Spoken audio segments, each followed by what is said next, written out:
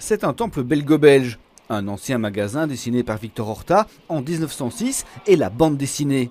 Une BD qui est née aux États-Unis en 1896 avec Yellow Kid, mais qui s'est développée chez nous. On dit toujours que la Belgique n'a pas inventé la bande dessinée. Par contre, la Belgique a bien inventé le 9e art. D'ailleurs, le titre 9e art, ça vient de Maurice, le créateur de Lucky Luke, qui a écrit aussi des articles sur la bande dessinée. Et c'est lui qui était le premier à utiliser le terme 9e art. Un art avec les Schtroumpfs, la série la plus connue au monde, devant Tintin et sa mythique fusée. Peyo, Hergé, Franquin, leur renommée est internationale. Les Belges, en 2017, constituaient 17% de tous les visiteurs. Le premier public, c'est les Français. C'était un peu plus que 40% en 2017.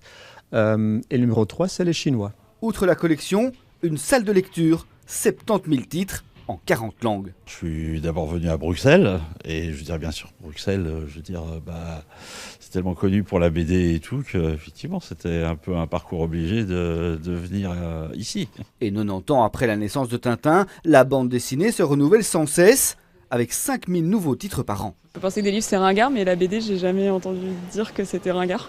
C'est à la fois moderne et en même temps, ça a quand même une histoire.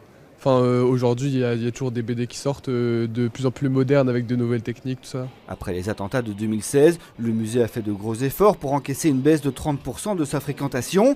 Le voilà récompensé avec ce record de 232 000 visiteurs et un 30e anniversaire en octobre.